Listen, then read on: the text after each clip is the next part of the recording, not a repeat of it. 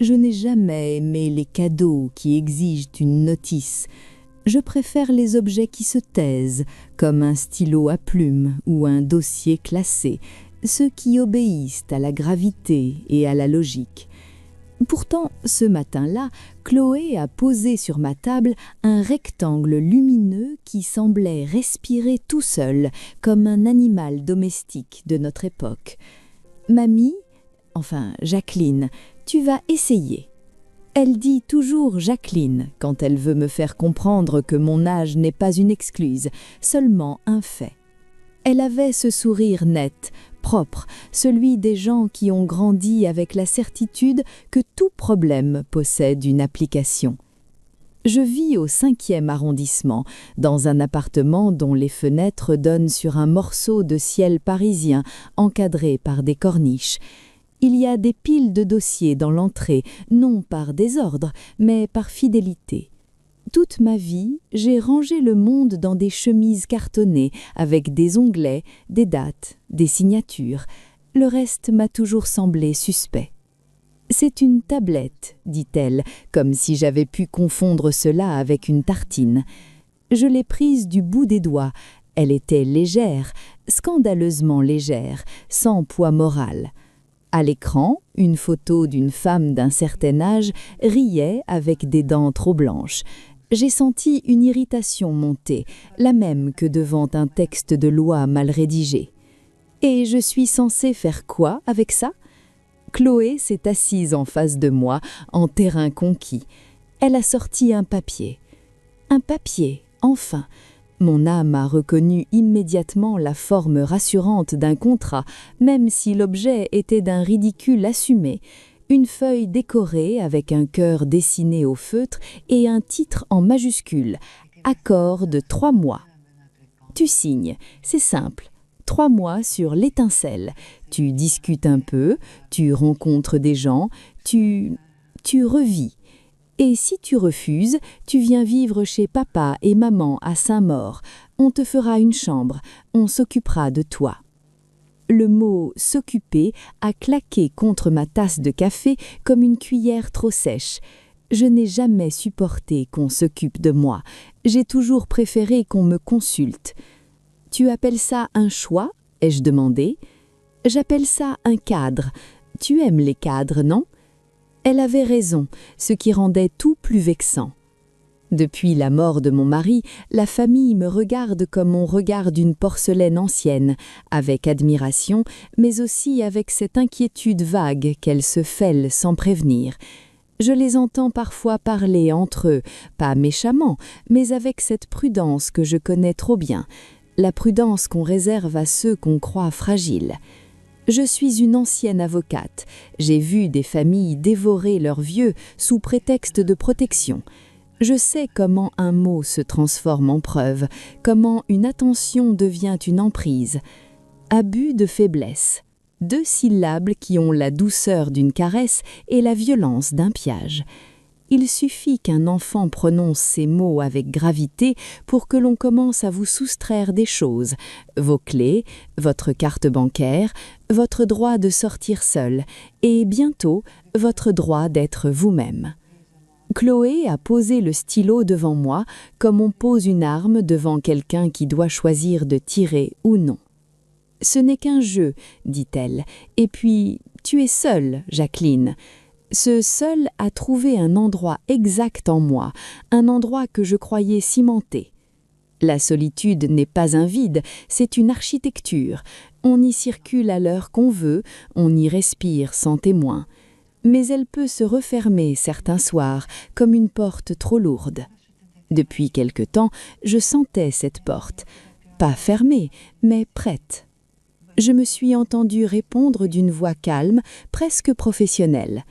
D'accord, mais j'ajoute une clause. Elle a penché la tête, amusée. Clause numéro 1, je ne déménage pas, ni dans 3 mois, ni dans 6 mois. Je ne suis pas un colis. Clause numéro 2, aucune notification sonore. Je refuse d'être convoqué par une sonnerie. Clause numéro 3, je ne donne aucune information patrimoniale, à personne, jamais. Chloé a levé les mains comme si je brandissais un code civil. Deal. J'ai signé. Le geste m'a étonnée par sa facilité. Mon nom, Jacqueline, a glissé sur le papier comme sur une minute d'acte. Pourtant, juste après, j'ai eu une pensée absurde. Signer ce jeu-là, c'était entrer dans une procédure dont je ne connaissais pas les délais. Chloé a allumé la tablette, une lumière froide a lavé ma table.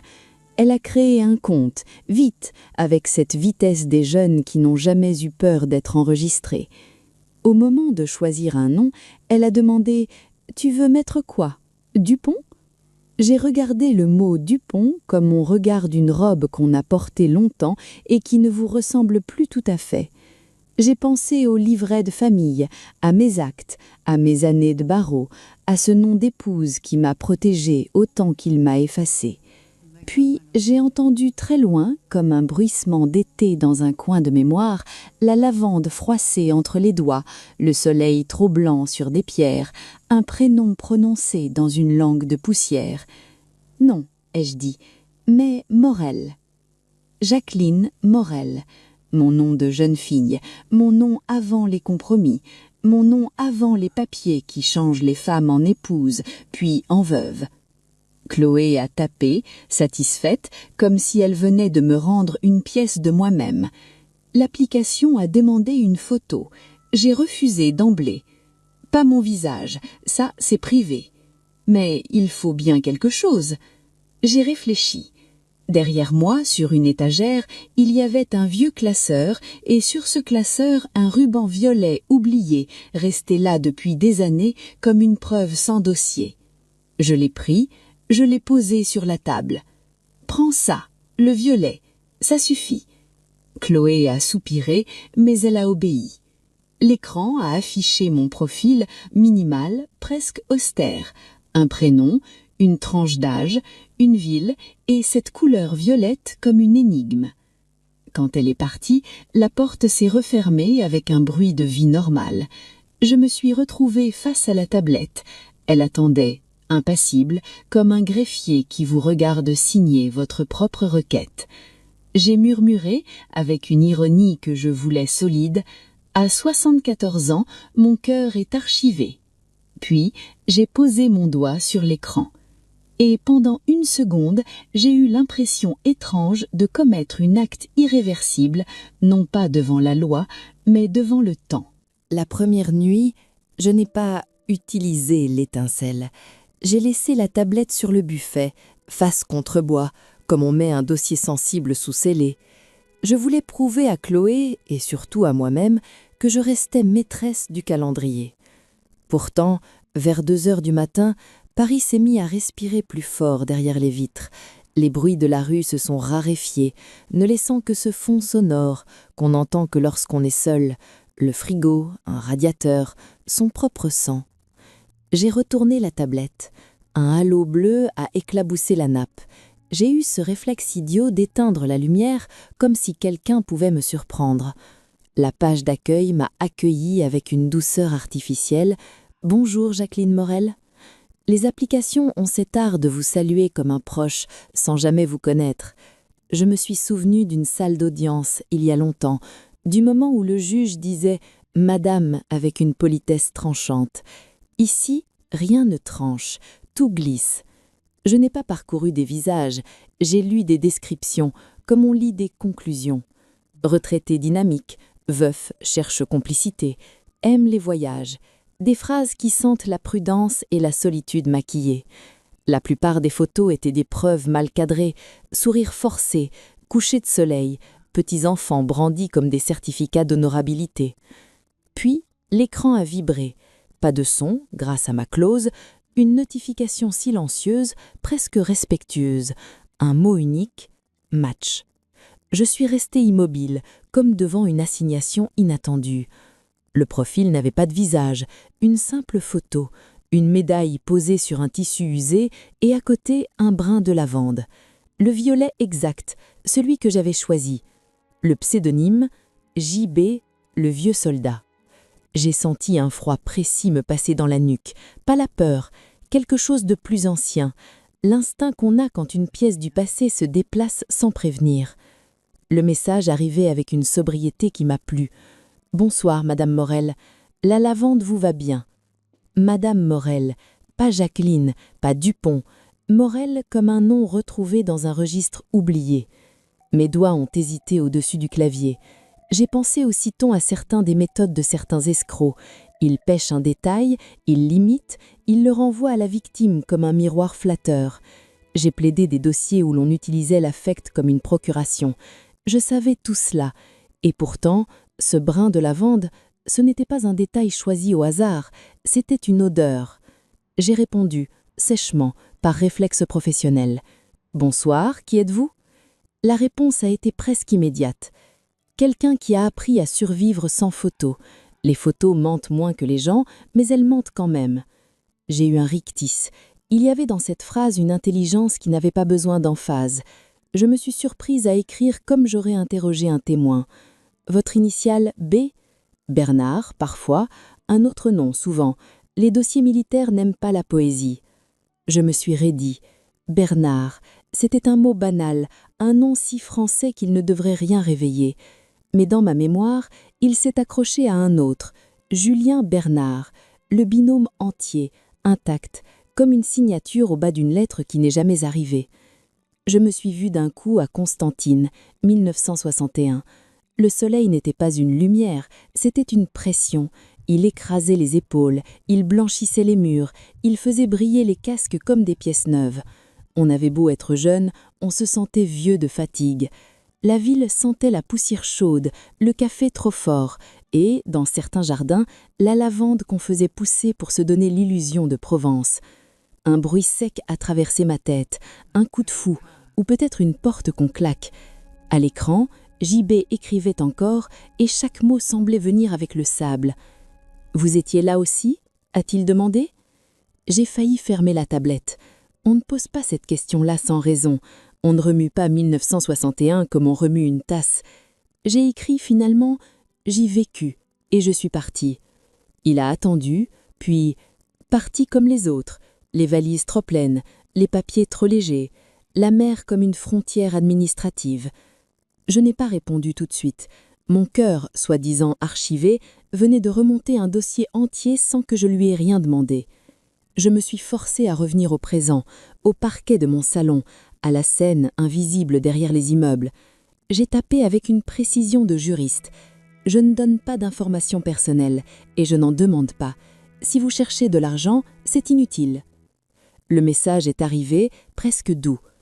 Je cherche un prénom, celui que je n'ai jamais pu écrire correctement après le porc. Le porc.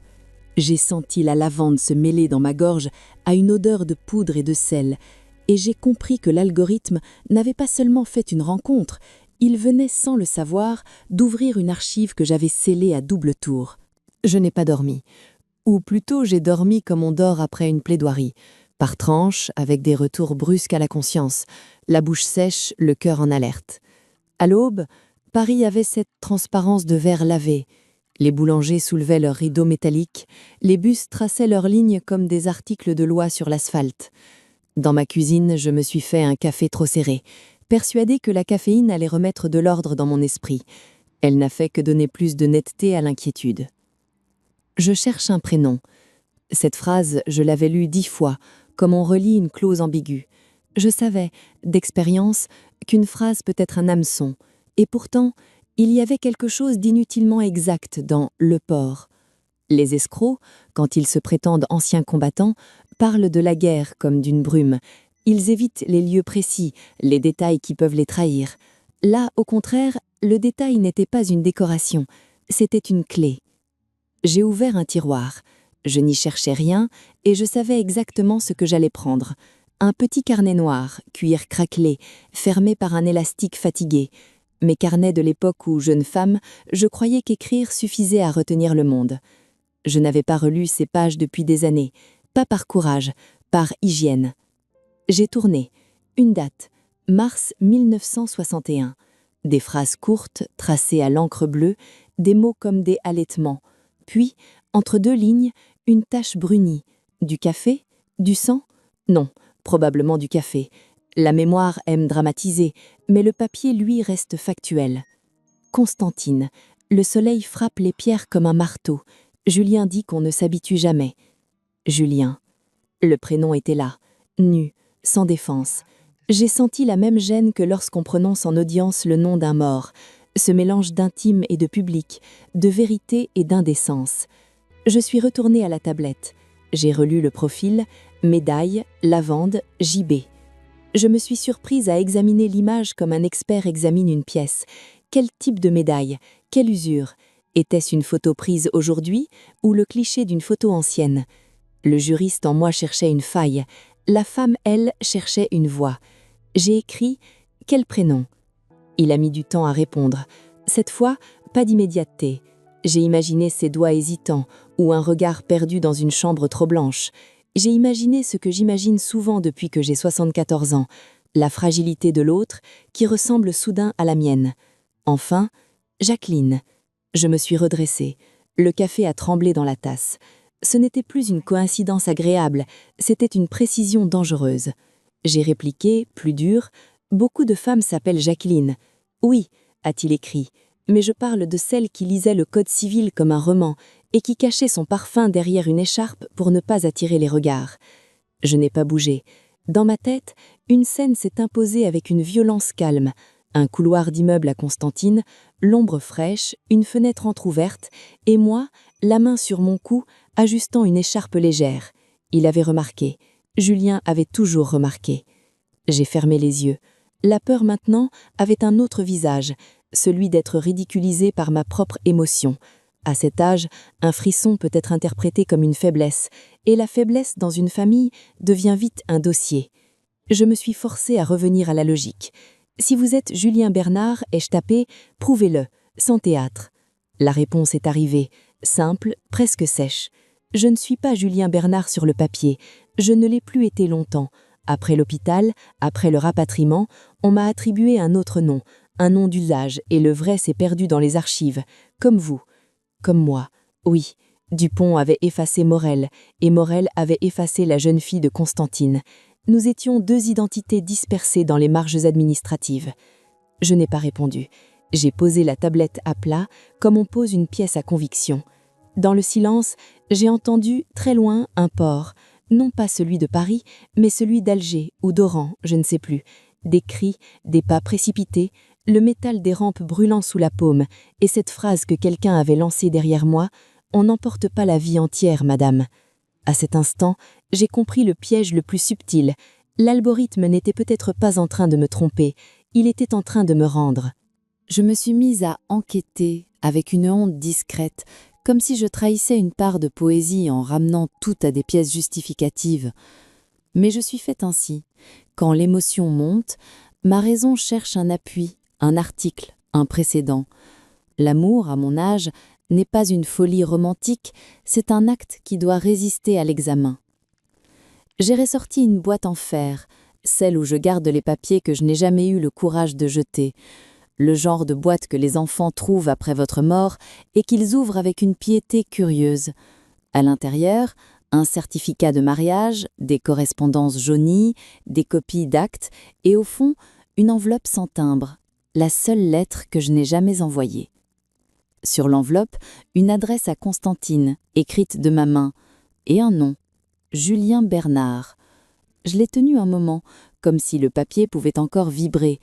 Puis j'ai compris, si JB disait vrai, il ne suffisait pas qu'il se souvienne de mon écharpe, il fallait que l'histoire administrative tienne debout. La guerre d'Algérie n'avait pas seulement séparé des corps, elle avait fragmenté des identités. Les rapatriés pieds noirs avaient débarqué en France avec des valises et des actes incomplets, parfois des livrets de famille reconstitués, des noms réécrits, et les militaires, eux, portaient des matricules plus fiables que leur propre visage. J'ai ouvert mon ordinateur, celui qui, lui, ne me trahit pas de cœur et de smiley. Sur le bureau, un dossier s'appelait « Hôpitaux militaires », vieille habitude, donnée au souvenir des titres sobres. J'y avais autrefois glissé des liens, des notes, des références, au cas où... Au cas où quoi? Au cas où la vie déciderait de me rendre ce que je croyais perdu. Je n'étais pas naïve. Accéder aux archives de santé, même anciennes, relève du secret médical. Mais il existe des failles légales. Les dossiers communiqués aux ayants droit, les demandes motivées, les recoupements par date, par lieu, par unité. J'ai fait ce que je faisais jadis. Je me suis construit un faisceau. J'ai demandé à JB, sans douceur, « Votre année de naissance, votre unité en 1961 et le nom sous lequel vous avez été rapatrié. » Il a répondu par fragments, comme on donne un témoignage sans vouloir se trahir. 1939, 23e régiment, pas longtemps, puis hôpital, rapatrié sous le nom de Bernard Delmas. Je ne l'ai jamais choisi, on me l'a collé, parce qu'un formulaire avait besoin d'être rempli. Bernard Delmas, un nom composé, typiquement administratif, typiquement réparation. J'ai senti la vérité possible, ces erreurs-là existaient. Dans le chaos, un tiret peut décider d'une vie entière. Je me suis surprise à sourire, mais ce sourire était amer. Moi aussi, on m'avait collé un nom, Dupont. Puis plus tard, on m'avait retiré des droits sans le dire, au nom du repos et de la sécurité. Le nom d'usage, c'est l'élégance du piège. Il vous protège et vous efface. Je suis descendue jusqu'à la commode du salon et j'ai sorti mon livret de famille.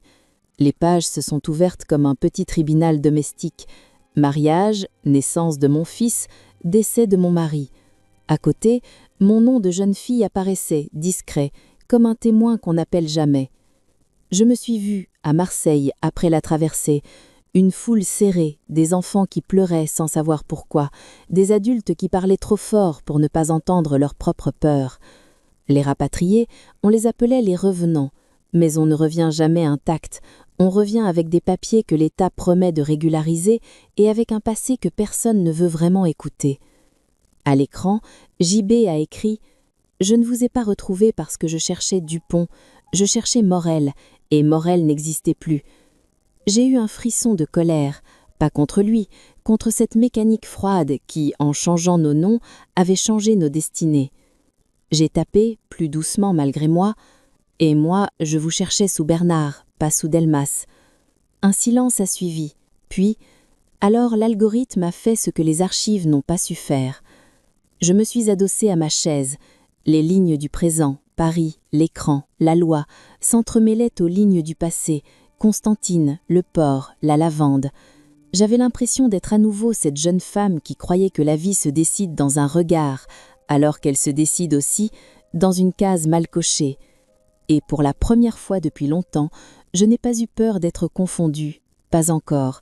J'avais peur simplement que tout cela soit vrai, parce que la vérité, parfois, coûte plus cher que le mensonge. Le danger n'est jamais entré chez moi par la tablette.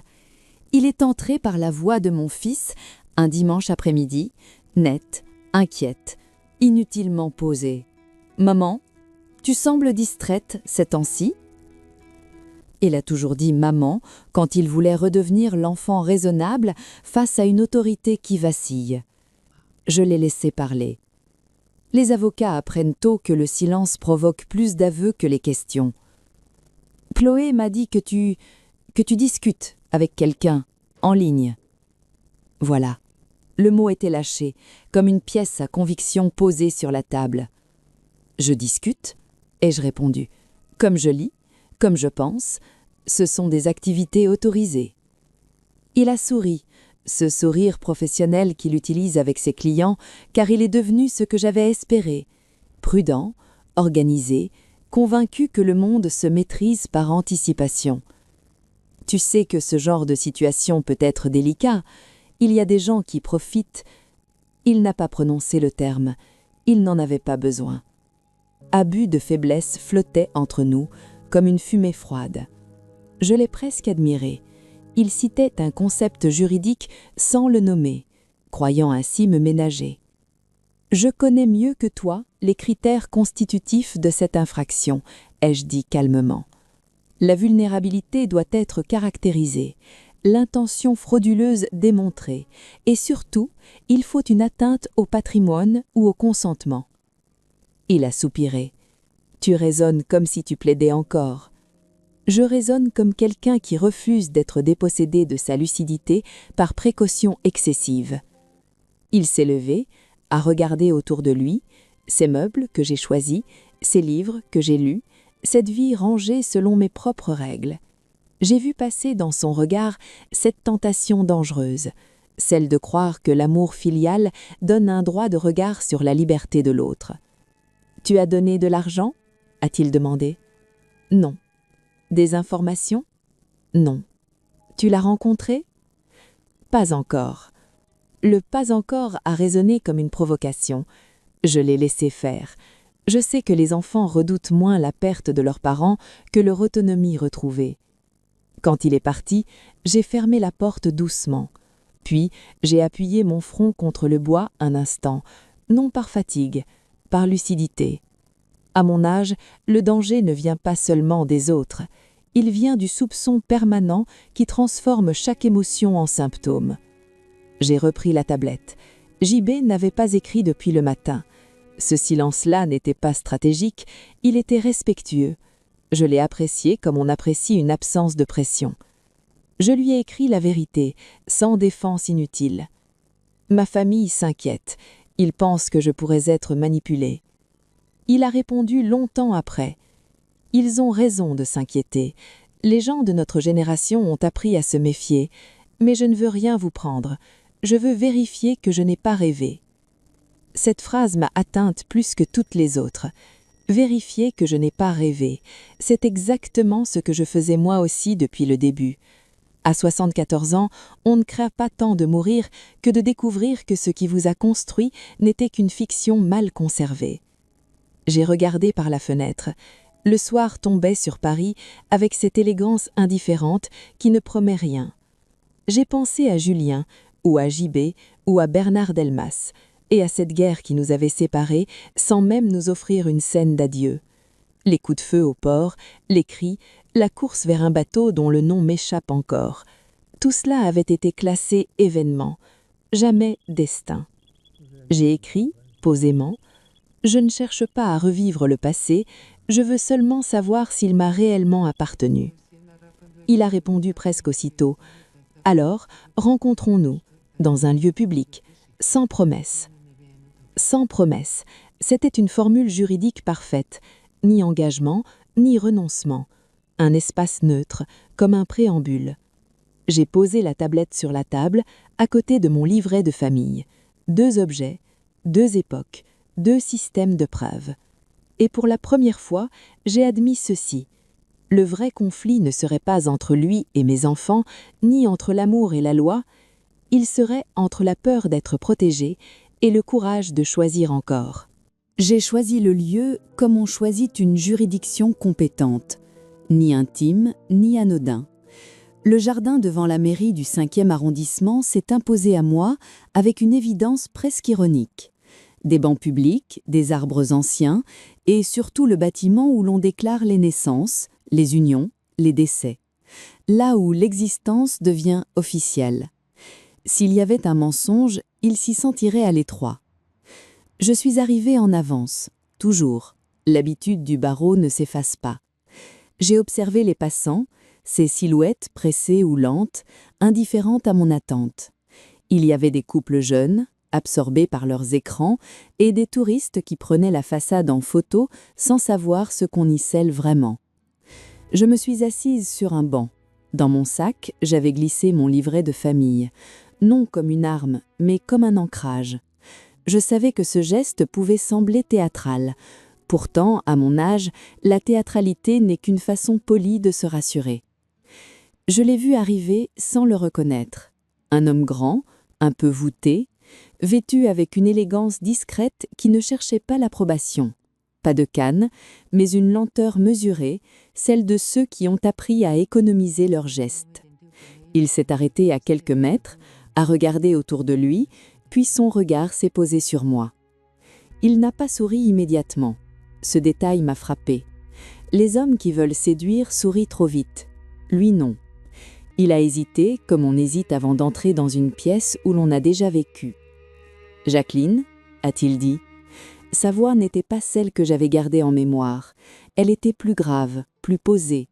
Mais la façon de prononcer mon prénom, légèrement appuyé sur la dernière syllabe, m'a traversée sans ménagement. Il n'y avait là ni flatterie, ni reconnaissance spectaculaire, juste une exactitude. « Julien ?» ai-je répondu, sans titre, sans précaution. Il a hoché la tête, lentement, comme si ce simple mouvement engageait 50 ans. Nous sommes restés debout, face à face, ridiculement solennels pour deux personnes qui se retrouvaient après une vie entière. J'ai senti le regard des autres glisser sur nous, sans s'arrêter.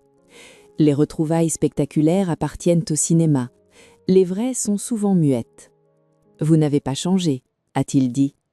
J'ai presque ri. Vous non plus, mais ce n'est pas un compliment fiable. Il a souri alors.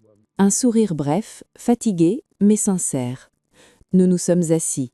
Le banc était froid malgré le soleil pâle. « Je ne voulais pas vous surprendre », a-t-il commencé. « Je ne voulais surtout pas vous troubler. »« J'y êtes parvenu quand même », ai-je répondu. « Mais ce n'est pas un délit. » Il a baissé les yeux, comme soulagé. Je l'ai observé sans indulgence excessive. Les rides profondes, les mains nerveuses, la manière dont il gardait ses genoux légèrement écartés, comme à l'armée. Il n'y avait rien de théâtral chez lui, rien de vendeur. Après le port, on m'a emmené à l'hôpital. J'avais un éclat dans la jambe. Puis plus rien n'a suivi comme prévu. J'ai été rapatrié sous un autre nom. On m'a dit que c'était temporaire. Le temporaire a duré toute une vie. Il a marqué une pause. J'ai cherché, longtemps, puis j'ai cessé. Et un jour, cet écran m'a montré de la lavande.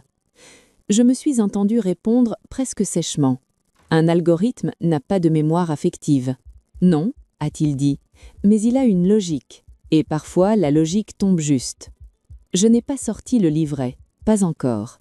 Je n'ai pas posé de questions précises. Je voulais autre chose, sentir si sa présence m'appartenait encore un peu ou si elle n'était qu'une archive réveillée. J'ai dit à ma famille que j'étais vulnérable. Il a relevé la tête, droit. Ma famille aussi. Mes enfants parlent de notaire, de protection, de capacité. Ils ont peur que je modifie des choses qui ne leur appartiennent pas encore. Je l'ai regardé longuement. Cette phrase-là, aucun escroc ne l'aurait formulée ainsi. Il parlait déjà de droit des successions sans le savoir, ou en le savant trop bien. « Je n'attends rien de vous », ai-je dit, enfin. Ni argent, ni promesse. Je veux juste comprendre ce que nous sommes devenus. Il a posé sa main sur le banc, à distance de la mienne. Il n'a pas tenté de me toucher. Moi aussi, et si cela doit rester une compréhension, cela me suffira. Nous sommes restés ainsi, côte à côte, devant la mairie. Deux existences qui avaient traversé des lois, des guerres, des changements de nom. Et pour la première fois depuis longtemps, j'ai eu l'impression de ne pas être jugée. Je me suis dit que le plus grand luxe, à notre âge, n'était pas l'amour retrouvé. C'était d'être encore capable de choisir en pleine capacité. Nous avons marché un peu, sans but déclaré. Les pas font souvent mieux que les questions. Ils donnent au corps le temps d'accepter ce que l'esprit conteste encore. Paris avait cette douceur de fin d'hiver, une lumière propre, presque juridique, qui n'exagère rien. Julien, j'ai décidé de l'appeler ainsi, au moins entre nous, s'arrêtait parfois devant une vitrine, non pour acheter, mais comme s'il avait besoin de vérifier que le monde continuait à produire des objets inutiles. « Vous êtes toujours exact ?» a-t-il dit. C'est une manière élégante de dire difficile. Non, une manière de dire solide. Le mot m'a touché plus que je ne l'aurais admis à voix haute. Les femmes de ma génération ont appris à se méfier des adjectifs tendres. Ils servent parfois à obtenir des concessions. Mais la façon dont il l'avait prononcé ne demandait rien. Elle constatait. Nous avons fini par nous asseoir à la terrasse d'un café, à bonne distance de l'intimité. J'ai choisi une table où l'on voit l'entrée, réflexe de sécurité acquis dans des dossiers de divorce conflictuels et de succession venimeuse. Lui a commandé un thé, moi un café. La scène aurait pu être banale si je n'avais pas senti derrière chaque geste l'épaisseur de 50 ans. « Je vis dans une résidence », a-t-il dit. Une de ces maisons qu'on appelle haut de gamme pour que la solitude coûte plus cher. Mes enfants disent que c'est pour mon confort. Je sais que c'est aussi pour leur tranquillité. J'ai acquiescé. Le mot résidence a en France une élégance trompeuse. Il cache souvent une mise à distance. Et vous ? A-t-il demandé. Je vis chez moi, tant que je peux. Et je peux. Il a souri, comme si cette phrase lui rappelait une autre Jacqueline, celle de Constantine, déjà décidée à ne pas se laisser déplacer. Nous avons parlé de choses simples, la ville, les livres, la façon dont tout est devenu numérique sans demander l'avis de ceux qui ont vécu avant. Puis, sans transition, il a dit « J'ai vu un notaire la semaine dernière ». Je me suis redressée légèrement. De contrainte ou par choix? Les deux. Mes enfants ont découvert l'application. Ils ont parlé de risques, de manipulation. Ils ont prononcé les mots « abus de faiblesse », comme si j'étais déjà un dossier médical. Alors, j'ai voulu être claire, mettre de l'ordre avant qu'on m'en impose. Il y avait dans sa voix une dignité qui m'a rappelé les hommes âgés en audience, ceux qu'on traite comme des meubles encombrants, alors qu'ils ont traversé des tempêtes. « Le notaire vous a conseillé quoi ?» ai-je demandé. « De ne rien signer sous le coup de l'émotion, c'est leur phrase favorite. Je n'ai pu m'empêcher de rire, un rire bref, sec. Ils oublient que l'émotion, à notre âge, n'est pas un orage, c'est un climat. » Julien a baissé les yeux vers sa tasse. « Je n'ai pas de désir de vengeance, a-t-il dit, ni contre mes enfants, ni contre la vie, mais j'ai une envie de justice, de réparation, pas par l'argent, par le fait de reconnaître ce qui a existé. » Il a sorti de sa poche un papier plié. Le geste m'a fait presque mal. Un papier, encore, toujours des papiers.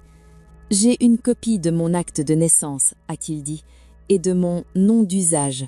C'est un bricolage administratif, un tiret, un tampon, et tout le monde a fait comme si j'avais choisi. » Je l'ai regardé sans prendre le papier. « Vous comprenez ce que cela implique, Julien, à 74 ans et à... Quel âge avez-vous ? 86. » Le chiffre a flotté entre nous, lourd et simple. À 86 ans, modifier un testament, changer des dispositions, c'est une bombe familiale, même si c'est légitime. « Je sais, a-t-il murmuré. C'est pour ça que je ne veux pas faire n'importe quoi. Je ne veux pas que votre présence dans ma vie devienne un procès. » J'ai senti un respect immédiat pour cette phrase. Il ne cherchait pas à m'acheter une place, il cherchait à m'épargner une guerre. Alors, ai-je dit, il faut penser comme des juristes, avec un cœur, mais sans naïveté. Je me suis arrêtée. J'ai choisi mes mots comme on choisit une clause de sauvegarde. Il existe une solution, une forme de lien qui protège sans voler, qui officialise sans déshériter. Vous connaissez le Pacs ? Il a relevé la tête surpris. J'en ai entendu parler, pour les jeunes et pour les impôts. Pas seulement, c'est un contrat de vie commune, un cadre, une solidarité. Et surtout, ce n'est pas un mariage. Le droit des successions n'est pas bouleversé comme il le serait autrement. Vos enfants gardent leurs droits et nous gardons notre liberté. Julien m'a regardé longtemps. Dans son regard, il y avait quelque chose de brûlé et de doux, comme le soleil de Constantine sur une pierre froide. « Vous êtes restée avocate, Jacqueline, a-t-il dit, même quand vous parlez d'amour. » J'ai répondu doucement, sans triomphe. « Non, je suis restée moi, et c'est précisément ce que je refuse de perdre. » Le mot « Pacs » a changé la couleur de l'air. Il a introduit entre nous cette présence impalpable qui accompagne toute décision en France. L'ombre d'un dossier, d'un formulaire, d'un héritage à protéger ou à contester. Julien a bu une gorgée de thé comme s'il avalait une idée trop chaude. « Mes enfants vont penser que c'est une stratégie, » a-t-il dit. « Ils vont croire que vous... » Il n'a pas fini sa phrase. Il n'osait pas, par élégance, formuler l'accusation. Moi, je n'ai jamais eu cette pudeur-là. Qu'ils croiront que je suis là pour l'argent, ai-je complété. Qu'ils croiront que je profite d'un homme âgé. Qu'ils invoqueront la vulnérabilité, la pression, la captation. Il a hoché la tête. Les familles se ressemblent, quels que soient leurs meubles. « Et les vôtres ?» a-t-il demandé. J'ai pensé à mon fils, à sa voix prudente, à sa peur d'être un mauvais fils s'il ne me surveillait pas. J'ai pensé aussi à Chloé, à son contrat dessiné au feutre comme une plaisanterie qui s'était transformée en événement. Les miens pensent que l'amour tardif est un symptôme, ai-je dit, une sorte de dérèglement, comme si désirer encore était un signe de confusion. Julien a baissé la tête, puis il a murmuré « On nous préfère stable, immobile, prévisible ». Cette phrase m'a ramené brutalement à 1961. À Constantine, les adultes aussi voulaient des choses stables. Ils parlaient de maintien de l'ordre, de pacification, comme si ces mots pouvaient couvrir l'odeur de la peur. Je me suis revue sur un balcon, la lavande dans un pot en terre, et en bas, des hommes qui couraient, le bruit sec des coups de feu au port, une panique qui ne laisse pas le temps de choisir. Je suis revenue au présent en serrant mon sac. Si nous faisons cela, ai-je dit, il faut un notaire, pas pour dramatiser, mais pour sécuriser. Un pax, c'est un contrat. On peut y aménager la vie commune, la contribution aux charges, des clauses de séparation, et surtout, on doit anticiper le regard des familles. Julien a levé les yeux vers moi, presque enfantin, malgré son âge. Vous seriez prête à affronter ça ? La question n'était pas « m'aimez-vous », elle était plus honnête. Êtes-vous prête à tenir ? J'ai répondu sans héroïsme « Je suis prête à ne pas être déplacée comme un meuble ». Nous avons décidé de nous revoir. Pas le lendemain, je refuse la précipitation, je la connais trop bien. Une semaine plus tard, dans l'étude d'un notaire que je connaissais de réputation, un homme de la vieille école, celui qui parle peu et écoute les silences. Julien a proposé de me rejoindre avec ses documents. Je lui ai demandé de venir seul. Seul, ai-je insisté, sinon ce sera une scène, et les scènes fabriquent des camps. Le jour venu, je suis entrée dans l'étude avec cette sensation étrange, revenir dans un monde qui était le mien, mais non plus en tant que personnage, non plus en tant que professionnel. Le couloir sentait le bois ciré et le papier ancien. Cette odeur-là a toujours eu sur moi un effet paradoxal. Elle rassure, mais elle rappelle aussi que tout finit en archives. Le notaire, maître Lemaire, nous a salués avec une politesse exacte, sans curiosité déplacée. « Madame Dupont, ou dois-je dire Madame Morel ?» a-t-il demandé, en consultant un dossier. J'ai senti un petit choc. Entendre ces deux noms dans la même phrase, dans un lieu où chaque nom engage, c'était comme voir mes deux vies se toucher enfin. « Jacqueline suffira », ai-je répondu. Julien a posé sur le bureau ses papiers, acte de naissance, preuve de résidence et cette mention de Bernard Delmas qui ressemblait à une cicatrice. Maître Lemaire a parcouru les documents, puis a levé les yeux. Vous savez, le Pacs ne règle pas tout en matière de succession. Il organise la vie, il sécurise certaines démarches, mais il ne crée pas, comme le mariage, une vocation successorale automatique, sauf disposition particulière, et il n'efface pas les enfants. Je me suis entendu répondre avec cette fermeté calme qui m'a parfois sauvée. Justement, nous ne voulons pas effacer personne, nous voulons exister sans déclencher une guerre. Le notaire a marqué un temps, puis a hoché la tête, comme s'il reconnaissait la nature exacte du litige, non pas une cupidité, mais une peur. Julien a alors prononcé une phrase que je n'avais pas prévue. « Et si mes enfants veulent me faire déclarer incapable ?» Le silence est tombé, lourd, presque religieux. Maître Lemaire a posé sa plume. « Alors, a-t-il dit, il faudra des preuves, non seulement de votre volonté, mais de votre discernement. Et parfois, il faut une audience. » Une audience. Le mot est revenu comme un gong. Je n'étais plus seulement une femme qui retrouve un amour, j'étais une femme qui allait devoir défendre, une dernière fois peut-être, le droit simple d'être libre, jusqu'au bout. L'audience n'a pas eu lieu au tribunal, du moins pas encore. Elle a commencé, comme souvent, dans un salon trop bien rangé, avec des voix qui se tiennent et des phrases qui coupent.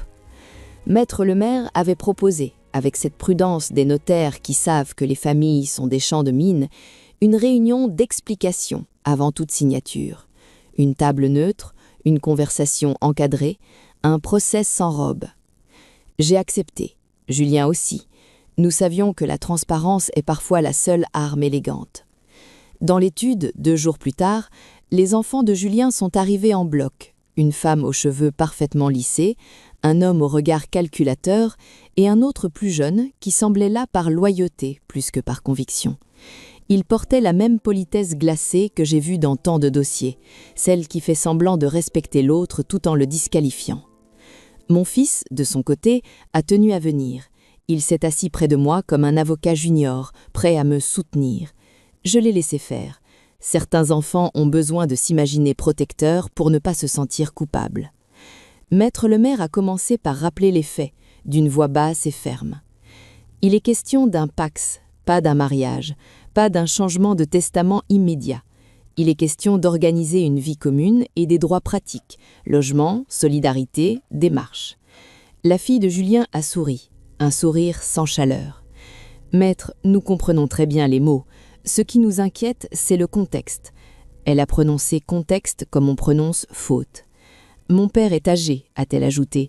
Il est influençable. Il vit en résidence. Il a des fragilités. Julien a redressé la tête. Je suis âgé, oui, pas un enfant, et encore moins un dossier.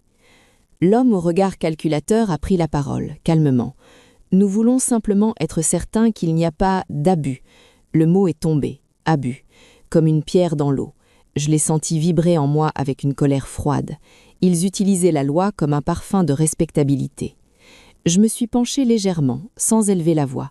Permettez-moi, ai-je dit, de remettre les choses à leur place. L'abus de faiblesse suppose une vulnérabilité avérée et une manœuvre destinée à obtenir un avantage.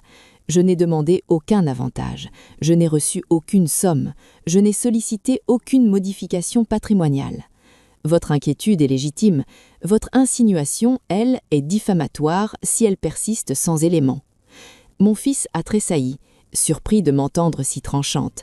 Il oubliait parfois que j'avais vécu dans les conflits sans m'y dissoudre. La femme aux cheveux lissés a fixé ses mains sur le dossier, comme si elle voulait y clouer quelque chose. Alors pourquoi un pax? Pourquoi officialiser? Pourquoi maintenant?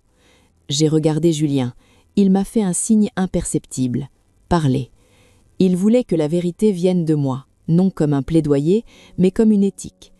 Parce que nous avons vécu assez longtemps dans l'informel imposé, ai-je répondu. La guerre nous a séparés, les changements de nom nous ont vendus introuvables, et aujourd'hui, si l'un de nous tombe malade, l'autre n'existe légalement pas. Le pax est une façon d'éviter l'humiliation administrative, être empêché d'entrer dans une chambre, d'être informé, de prendre des décisions de soi avec l'accord de l'autre. C'est aussi une façon de ne pas laisser nos enfants décider à notre place par réflexe ou par peur. Le plus jeune des enfants de Julien a baissé les yeux. J'ai cru y voir un trouble, peut-être une compassion. L'homme calculateur a repris. Et la succession? Julien a répondu, enfin, d'une voix plus dure que je ne l'avais entendue jusque-là. La succession vous appartiendra quand je serai mort, pas avant. Un silence net. Maître Lemaire a posé ses mains à plat, comme on ferme une porte. Juridiquement, a-t-il dit, un pax n'enlève rien aux droits des enfants. Il n'annule pas un testament. Il ne crée pas de part réservatrice pour madame. Mais il peut avoir des effets indirects. Droit de logement si stipulé, fiscalité, éventuelle libéralité si elles existent. La fille a murmuré. Voilà, les effets indirects. Je me suis tournée vers mon fils qui n'avait presque pas parlé. Je voyais dans ses yeux la même peur que chez eux. Peur de perdre le contrôle, peur que leur vieillesse de leurs parents devienne un territoire qu'ils ne possèdent pas. « Tu comprends » ai-je dit doucement. Il a hésité, puis a dit « Je comprends que tu veux te protéger, mais j'ai peur que tu souffres. » Je lui ai répondu sans dureté, avec cette lucidité qui n'a pas besoin de colère. « Je souffre davantage quand on me décide pour moi. » Julien a sorti alors une enveloppe, pas un testament, pas une promesse, une simple photographie ancienne, légèrement froissée. Il l'a posée au centre de la table. On y voyait une jeune femme, moi, sur un balcon à Constantine, un pot de lavande à la main. Derrière l'objectif, on sentait une présence. « Ce n'est pas une escroquerie », a-t-il dit, « c'est une vie. » Personne n'a parlé. Et j'ai compris que le vrai procès, celui qui s'ouvrait, n'était pas celui des patrimoines, c'était celui du temps. La difficulté pour nos enfants d'admettre que nous ne sommes pas seulement leurs parents, mais encore des êtres. Nous avons signé le Pax à un matin clair, sans témoins superflus, sans fleurs, sans discours. Maître le maire a lu les clauses d'une voix posée, comme on lit une partition connue. Solidarité matérielle, aide mutuelle, domicile distinct maintenu. Rien de spectaculaire, rien qui fasse trembler les héritages, juste une reconnaissance, celle de deux existences qui refusent de rester théoriques. En sortant de l'étude, Julien m'a proposé son bras. Je l'ai accepté sans cérémonie. Ce geste, si simple, m'a ému plus que je ne l'aurais cru. Parce qu'il n'était pas une promesse d'éternité, il était une présence offerte au présent. Nous nous sommes arrêtés un instant sur le trottoir. Paris continuait, sans nous attendre. Les passants ignoraient que pour deux vieillards discrets, quelque chose venait de se réordonner. « Alors, a-t-il dit doucement, nous voilà liés par contrat. »« Par un cadre, ai-je convié. La liberté a parfois besoin d'un cadre pour ne pas être confisquée. » Il a souri.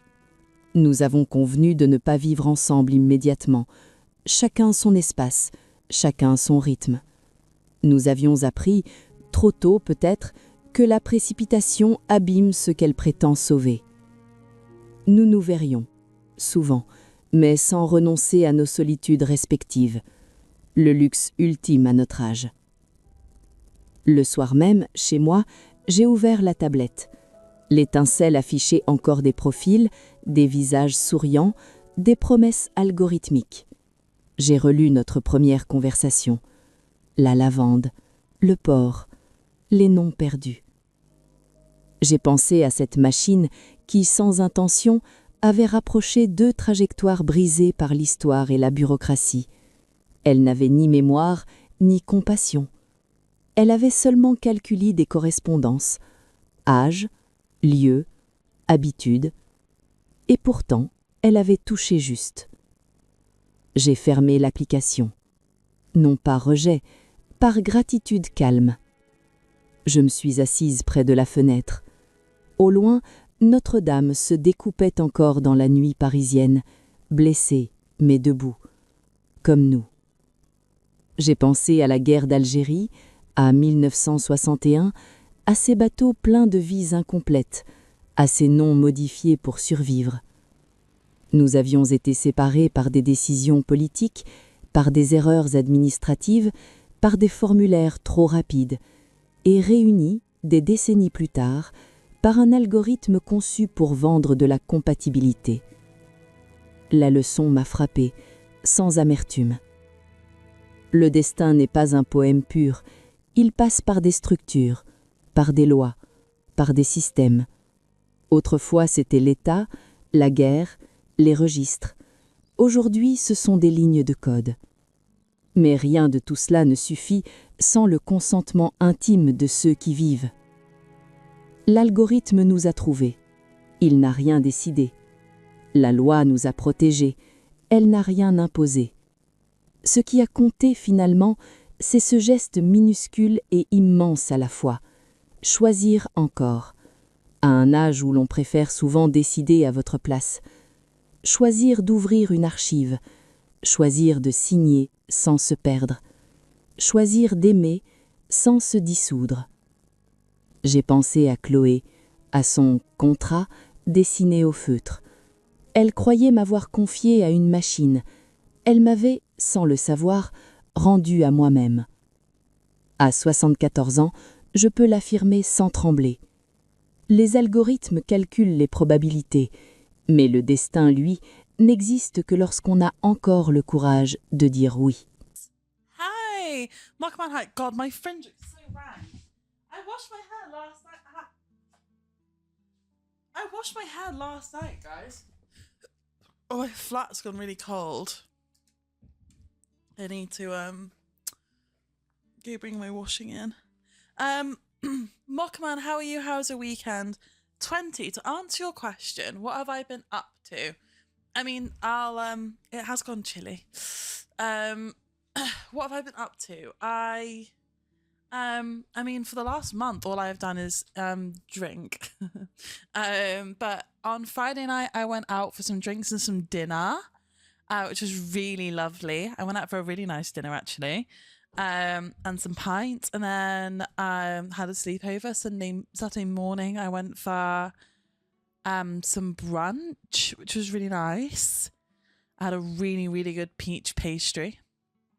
And then I got the train back from Manchester to Liverpool, and then I got another train over to the other side of Liverpool, and went to my friend's birthday. Wouldn't you like today? 20. I was with a friend. And Saturday I went to a friend's birthday party at her house, which was really nice. It's a friend who I haven't seen for a long time, which was really nice. And I hung out at her house for the afternoon with her dogs and her friends. I didn't know anyone else there, so it was a bit like socially taxing. But I drank a bottle and a half of wine, so I became sociable. Yeah. She was it was her 86th birthday. No, a friend who I haven't seen for a long time. How are you, Extreme Chance? And Mockerman, did I ask how you are? Yeah, I did. I have been very much been living life, 20, but it's taken a bit of a toll. I'm not thriving today, like mentally and physically. I'm suffering a little. I look like shit as well. My eye bags are so bad. Do you want a kiss? Sorry, I don't know where that came from. I'm drinking. Yeah, it's not good for you. It's really bad for your mental well-being. My weekend's really good. Nothing exciting. Nothing nice. Literally wear, but okay. No, my eye bags. I can literally like see them. I need to put some lip liner on. My makeup has all gone one color. I've lost all my like distinction in my face because my tan is coming out. But yeah, I had a really nice time. Oh, ice just bags. Also, hay fever is killing me. On Saturday night, the boxing was on. I think I can, Dust. I think I can. Yeah, the boxing was on, which I hate sport. I'm not a sports girl. I don't know if everyone saw my reel/TikTok that I posted. Of me really at this point I was so the two men were really drunk, and I was getting really like this man was like getting really pissed off, like I was just like, I don't like his outfit. And this one guy, I'd never met this guy before, and he was really hot. He was a naked butler, and he was so hot, and he had a man bun. I love a man with long hair. And he was single, but he was actually just insufferable by the end of the evening. Oh my God, Kate, you're so close. And anyway, but he got really, really drunk and really obnoxious about, yeah, he's a naked butler. He went out and did a shift as a naked butler for a few hours and then came back to the party. Oh my God, I just remembered he took his top off. Oh my God. Anyway, but at one point these boys were just being insufferable about the boxing, and it was the bit at the end where they teased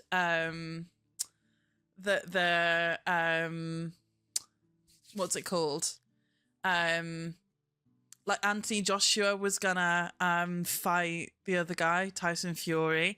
There was like all this drama at the end of the match, and like apparently the match was going to be then, and they were all like beefing with each other, and I was like, it's just basically like reality TV though, isn't it? Because it's all fake, it's all scripted, but it's made to look like it's reality. And oh my God, it was so funny. It's like I literally got a grenade, pulled the pin, threw it in the room, and just went, ah! It was